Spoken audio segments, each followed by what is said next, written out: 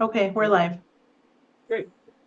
As we get started, just a reminder, since we're all virtual, when we're voting, please unmute and turn on your cameras. We're going to start this meeting at 3:02 p.m. Director Ross, please call roll.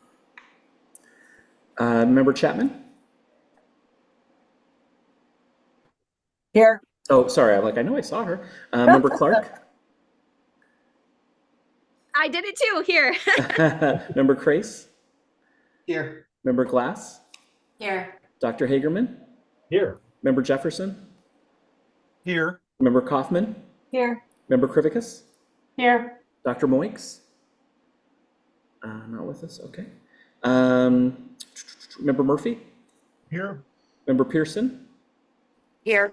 Dr. Spencer? Here. Member Taylor? Here. And I believe Dr. Testa and Member Tiffany are not with us today, but Dr. Hagerman, you do have a quorum. All right. So we will, before we begin, Director Ross will please give us a review of the meeting for the subcommittee members. So hi, everybody, again. Thank you so much for joining. Oh, Dr. Moix is with us. Thanks, Dr. Moix. Thank you so much for joining us. I know, again, it's an odd time in the middle of the summer, but I appreciate it. And this will be, today you all will be voting on the recommendations provided related to IEEs. As we have before, we will take each vote individually. You all were sent the document with the items, I believe, right after the June meeting. Sent it out again, I think twice. I sent it out again just about a half an hour ago, so it was at the top of your email. So you have that electronically. In addition, my amazing staff will be sharing the screens and have that document on screen for you all to review, and Dr. Hagerman will go through each one. Upon the completion of today's meeting, that will actually wrap up the work of this subcommittee. So board staff will take those recommendations from the breadth of the subcommittee that have been approved and put them in a form for the board to review, and they will review and discuss and vote on those items, potentially vote on those items in the August board meeting to begin implementation as quickly as possible. So that's kind of what's coming up. The August board meeting is the last Monday in August. Usually we travel for the August meeting. This year we aren't. There's a budget cut, and so it will be local if you're interested in attending at the same place where we have the SPED meetings. So again, today's all about voting. Dr. Hagerman will lead you all through each vote. We'll do each vote as a roll call, and then that will wrap up the work of the committee. Dr. Hagerman? All right, so we'll move on to item 2. As Director Ross said, we'll vote on each item individually, and we'll begin with item J1. Let me read it here. Oh, and real quick, Dr. Hagerman, Melissa, can you share the doc? There we go. She's always ahead of me. Awesome. So J1 reads, the subcommittee recommends that ADE develop guidance to make clear what the required contents are for the inclusion in an independent educational evaluation, IEE, for any given disability category for PEAs could then use to develop guidance for parents. Do I have a motion to adopt recommendation J1 as written? So moved. And then do I have a second? Second. All right, is there any discussion? We'll limit brief discussion of 3 brief comments.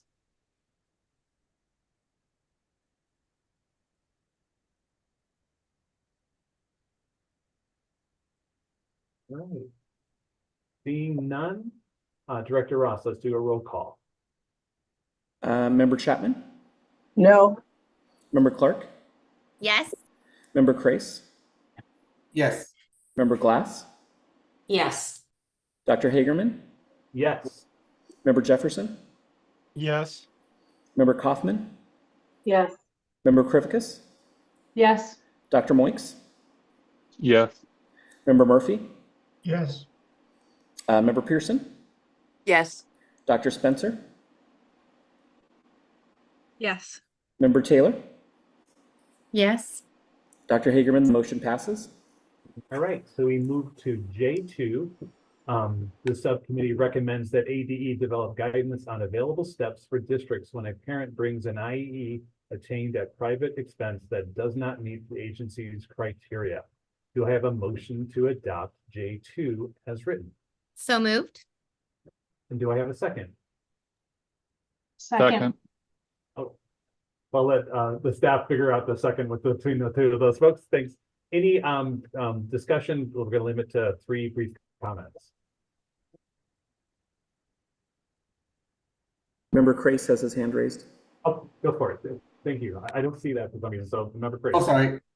Just a quick comment, and I don't know if it matters that much, but my understanding is the only guidance they can provide is to file due process. So I'm just not sure what we're asking them to do in addition. The law is very clear. Your only option is to file due process. So the concern is that the guidance will be quite short. Yeah, I'm just not sure what we're asking them to provide, like what other guidance they could provide or what else it is we're asking them to clarify. I'll just wait to say that's correct, that the federal statute stipulates that if an IE is attained at private expense and doesn't meet the required criteria, the only way that a district can move forward to not reimburse the parent for that is to file due process. And that creates a lot of other conundrums that you can't solve through this committee because it's federal statute. But Member Crace is right. The guidance is unfortunately brief here and probably not going to get you the solutions you want because that's the federal stipulation for expense reimbursement.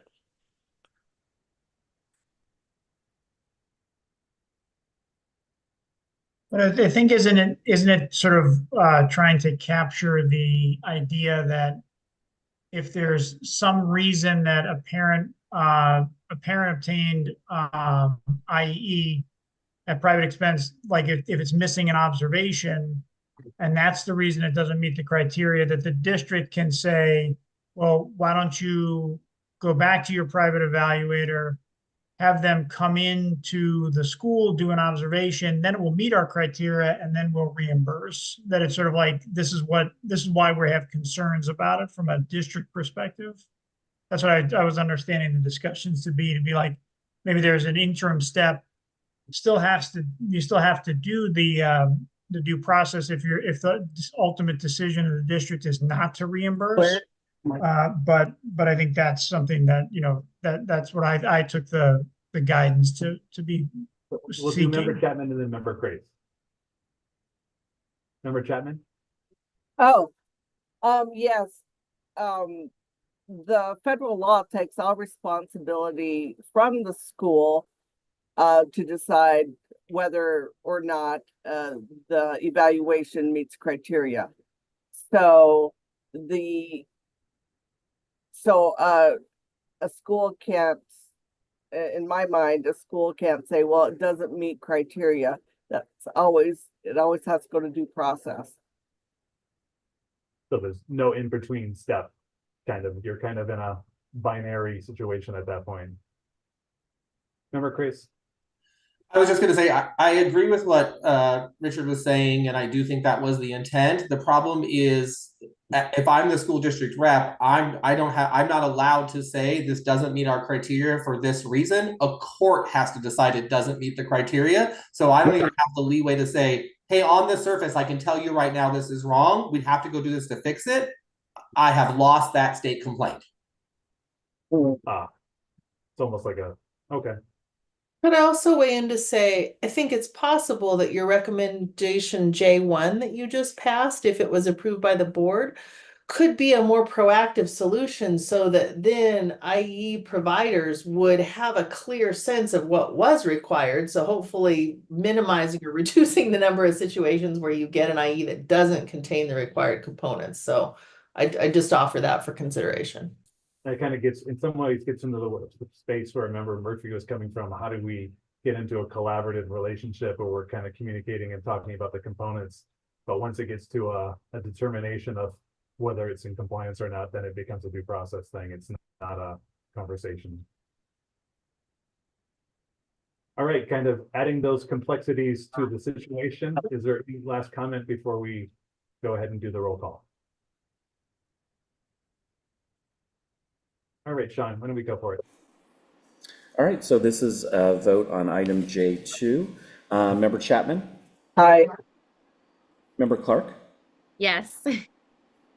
Member Kreis? No. Member Glass? No. Dr. Hagerman? No. Member Jefferson? Yes. Member Kaufman? No. Member Krivicus? Yes. Dr. Moinks? No. Member Murphy? Yes. Member Pearson? No. Dr. Spencer? No. Member Taylor?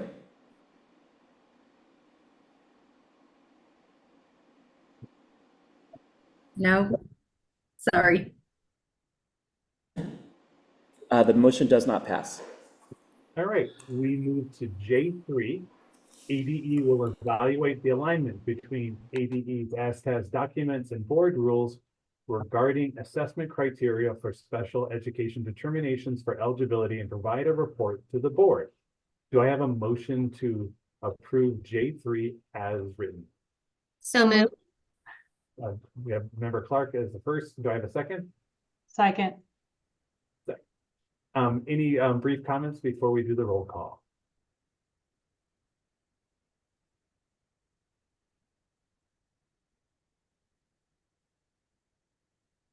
Seeing none, Sean, go ahead and do the roll call. Member Chapman? No. Member Clark? Yes. Member Kreis? Yes. Member Glass? Yes. Dr. Hagerman? Yes. Member Jefferson? Yes. Member Kaufman? Yes. Member Krivicus? Yes. Dr. Moinks? Yes. Member Murphy? Yes. Member Pearson? Yes. Dr. Spencer?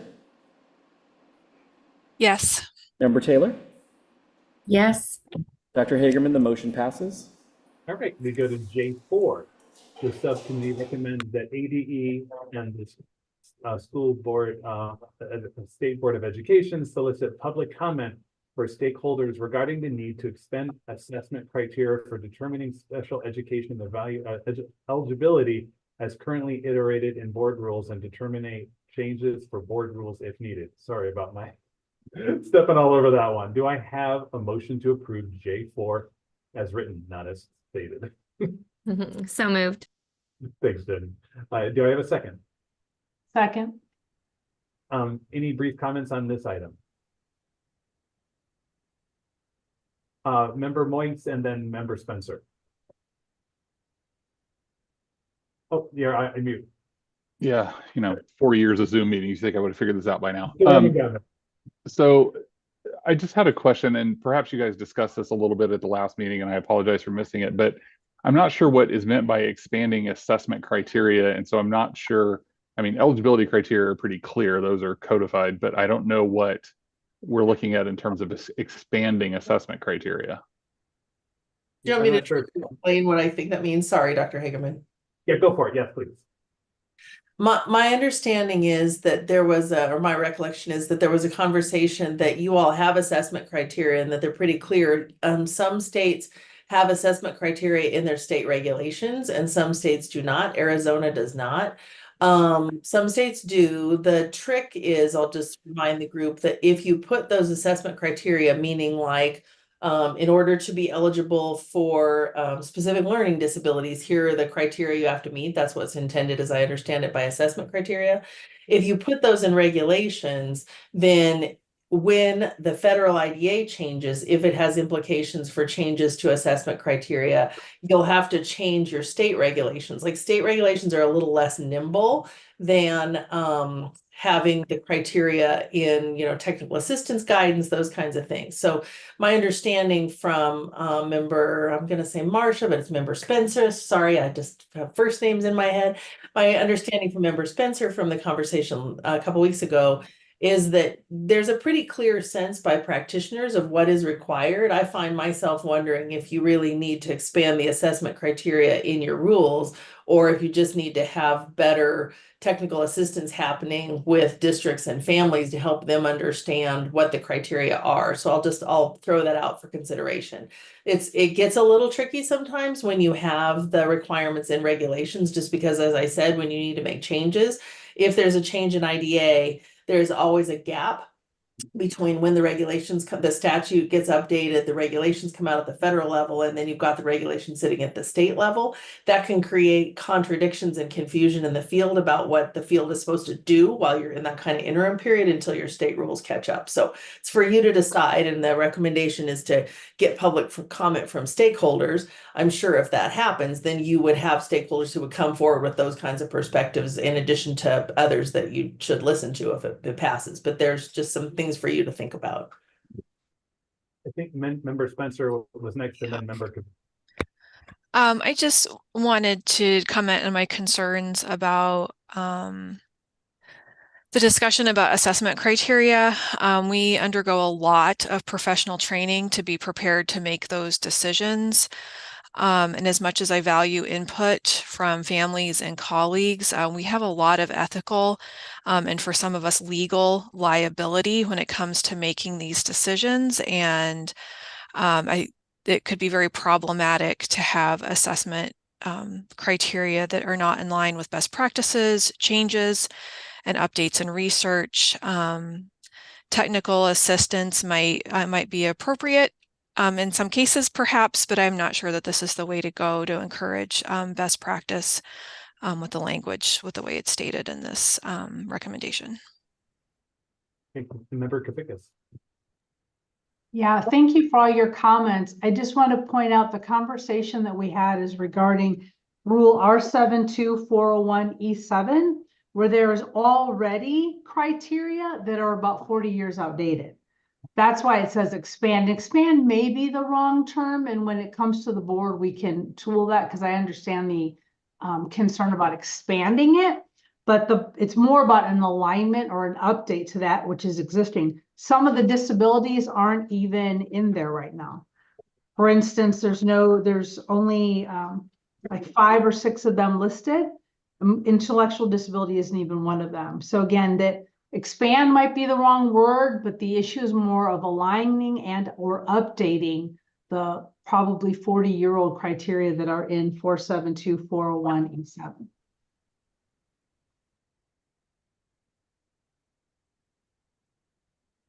Is there any other comments before we do the roll call? Dr. Hagerman, the only other comment that I wanted to make is, again, we're just a subcommittee. We're just making recommendations. This is quite literally a recommendation to solicit public comment. So it's not rulemaking. It's not changing anything. It's to get public comment on the issue. Okay. With that, Sean, let's do the roll call. All right, so this is a vote for item J4. Member Chapman? No. Member Clark? Yes. Member Crace? Yes. Member Glass? Yes. Dr. Hagerman? Yes. Member Jefferson? Yes. Member Kaufman? No. Member Krivickas? Yes. Dr. Moix? No. Member Murphy? Yes. Member Pearson? No. Dr. Spencer? No. Member Taylor? Yes. Dr. Hagerman, the motion passes. All right. We go to the next one. The next one, J5, relates to the kind of the areas around evaluation timelines. We kind of put it here. There was a lot of conversation about how to get feedback and reports to parents before meetings, but the logistics of how exactly to write that was complex. And so this is coming back as a way to try to get towards trying to think about technical assistance or feedback. So let me read J5. The subcommittee recommends ADE provide technical assistance regarding the provisions of draft evaluation reports to parents in advance of MET meetings, including the rationale for doing so and the scope and breadth of information the PEA should provide. Do I have a motion to approve J5 as written? So moved. Do I have a second? Second. Thank you. Any brief comments before we do the roll call? Member Moyes. I just, thank you. I think the bigger issue, rather than just sending the reports home, which we shouldn't be as school psychologists and as IEP teams, should not just be sending the reports home. That's a concern in and of itself. But I think perhaps the technical assistance could be broader and more general in terms of communication about the evaluation process, the results of that evaluation, and all of those key components. That would just be my only suggestion and thought about it. So, I mean, just to reframe, when it gets to the board, if it was approved, it's that holistic notion of how do we collaborate with parents so when they get information, they can understand the context of it. Right, because as I understand it, that's kind of the goal, is to make sure parents are on equal footing and they're not coming in blind. And I'm scared of sending a 30-page MET report home to them 3 days before the meeting isn't really going to put them on anywhere near equal footing. Okay. Member Jefferson. I guess I see that one a little differently, just as an advocate who works with parents. I think we shouldn't assume parents aren't capable of reading information. I think certainly walking into a meeting and being handed a 30-page report as the meeting's starting and the information's being reviewed doesn't advance you at all. So I guess for me, I think it's certainly reasonable, and I would love the assistance so that at least there was a common understanding of what that could look like. Thank you. Any last comment before we do the roll call? All right, John, go for it. All right, so this will be a vote for item J5 as written. Member Chapman. Aye. Member Clark. Yes. Member Crace. Yes. Member Glass. Yes. Dr. Hagerman. Yes. Member Jefferson. Yes. Member Kaufman. Yes. Member Krivicus. Yes. Dr. Moix. Yes. Member Murphy. Yes. Member Pearson. Yes. Dr. Spencer. Yes. Member Taylor. Yes. Dr. Hagerman, the motion passes. All right, I think we have one last one is a legislative request. If we could go over to the next tab. All right, so the next one is for L1. The board recommends that the legislature require the IEE providers meet state established criteria developed by ADE and approved by the state board under IDA for a given disability category. I'm not sure if Rory or Sean could give a little more context of it before we get a motion in a second, or should we get the motion in second and get that context? We can get the context first, Dr. Hagerman. Rory, do you want to jump in on this one? My recollection of this from a couple weeks ago was that, it's tricky when you have to, back to that issue we were talking about, where if the IE does not meet established criteria, then the district has to has to go to due process to not pay for it, right? So my recollection of your conversation was that if there were more clarity over who was approved to be a provider and making sure that they met the criteria, that might reduce the number of situations in which parents engaged IE providers who were not going to provide fully competent IEs, and the number of times that districts and parents would find themselves at odds over through no fault of the parents' intention and through no desire of the district not to meet the parents' request. So as I understand it, this was a requirement or a recommendation to have some sense of, who was qualified to do this. What we talked about was criteria, not specific vendors. You'll recall that I was suggesting that in the era of No Child Left Behind, sometimes states got themselves into this position of curriculum vendors whose district could work with, etc. And that it kind of has all sorts of problems, from my opinion, if you name specific vendors in regulation. But this was an effort to have a set of criteria so that everybody was clear about what an IE provider should be able to do, and that might help parents know who they should engage, and that would help districts not be in this accidental adversarial situation with parents. Oh, thank you. Member Chapman, should we do a motion in a second and then get feedback, or is this more contextual? So do I have a motion for L1? So moved. Do I have a second?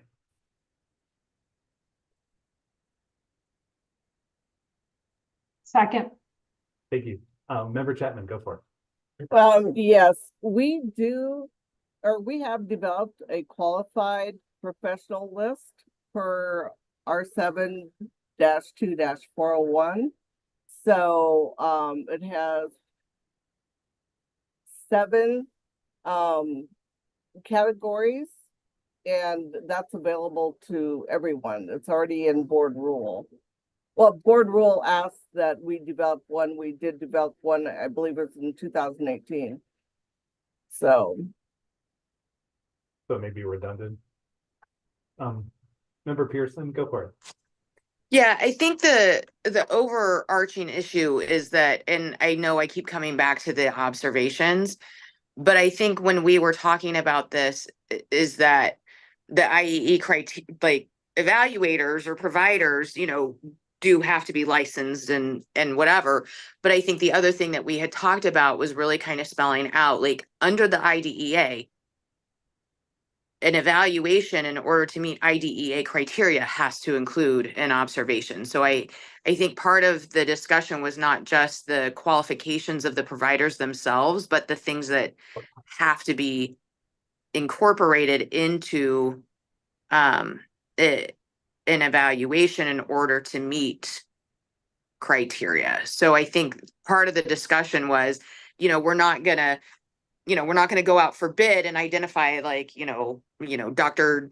Gentry is approved and he can do IEEs. It was more hey, this is the criteria and these are the things that need to be included in that report in order to meet that established criteria. So almost like pulling from like the monitoring documents for a Met report. Like the guide steps. Pulling that to kind of set forth like what it is that needs to be included. And obviously those outside reports don't need to be as detailed as or include every single thing, but again, I go back to that observation, and that is the biggest thing that I've run into, is that they don't include outside observations. They don't include, input from the staff at the school or the child's teacher or whatever. And they're, doing these evaluations and making these, educational diagnoses and eligibility decisions in their reports based on information that they're solely obtaining from a parent. So I think that was the other piece that we were hoping that could be established. So then again, it doesn't put districts in the position of saying like, hey, this doesn't meet criteria and now I'm filing due process against you. It's, that information is available. And I think that's, I think Member Jefferson had talked about that at one point too, saying, if we could have criteria available for families, that what needs to be included, that it would make things easier. I'll just say, I think you've already taken care of that concern, which is completely legitimate, through your passage of J1. I think that's what J1 is trying to accomplish. Member Crease, you had a hand up. Did you take it down, or did you still have a comment? Sorry, yeah, I did take it down just because I feel like I was going to kind of repeat some things that already been said. I love the idea of what this is trying to do, and someone federal thing, not a state thing. Yeah, IEEs are just such a difficult process, but I just keep going back to it doesn't matter. I don't get to say it doesn't meet criteria. I just get a file due process to you saying I don't believe it meets criteria, and somebody else has to decide. So even if the criteria, like, again, the example I go back to was part of my criteria was you must do an observation in school.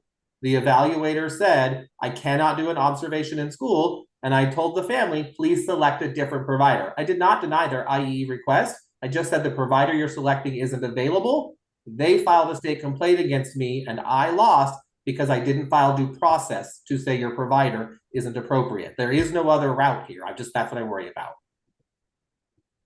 Okay. With that, let's call the roll call, Sean. So this is a vote on item L1 as written. Member Chapman? no. Member Clark? Yes. Member Crace? No. Member Glass? No. Dr. Hagerman? No. Member Jefferson? Yes. Member Kaufman? No. Member Krivicus? yes. Dr. Moix, No. Member Murphy, No. Member Pearson, No. Dr. Spencer, No. Member Taylor, No. Dr. Hagerman, the motion does not pass. All right, we go to item 3. This concludes the final meeting of the Special Education Evaluation Subcommittee. I just want to personally thank all of you guys. So many of the things we're talking about are things that in my 26 years in special ed, we have been talking about and probably will continue to talk about, but I do appreciate the fact that we have addressed and tried to move some things forward in a short period of time to try to make some steps forward. The subcommittee's done a great job to help out parents, to help out schools and families, kind of navigate all the things that we navigate every day. So thank you guys so much. The meeting is adjourned at, Sean, go for it. Sorry, I just wanted to echo that, but I wanted to say a special thank you to Rory, Kelly, and Kate from Region 15 Comprehensive Center. We just, obviously, they donated their time and effort to this, and we're incredibly thankful for their expertise and time. And then thanks to my staff too, who did a great job. So just thank you so much, Rory, Kate, and Kelly in particular. Yeah, I'll just say it's been such a fun experience. Like you're like, this is fun for you. I'm like, yes, this is fun for me. I have really enjoyed getting to know each of you and to be able to work with you. And this is the kind of thing that federally funded technical assistance centers like the Comprehensive Center and the National Center for Systemic Improvement. You're sweet, Sean, to say we've donated our time, but no, I'm getting a paycheck for this. It's just you're not writing it. So this is the kind of work that through the federal technical assistance networks can come to benefit state education agencies and the stakeholders like yourselves who are committed to success for kids with disabilities. So I just really appreciate all the passion and insights and frankly the spirit of problem solving that you all have undertaken through this work. You've agreed to be cordial and to listen to each other even when you disagree with the issues, and that there's something to really admire about the way that you've undertaken yourselves in this work, and it's been really a joy for me to partner with you. So thank you for the opportunity to do so. Awesome. That's a perfect way to conclude us. We're gonna meeting adjourn at 3:34. Thank you guys so much, and you'll probably be keeping track as it moves through the board and through the next steps in the process. Thank you guys so much. Thank you, everybody.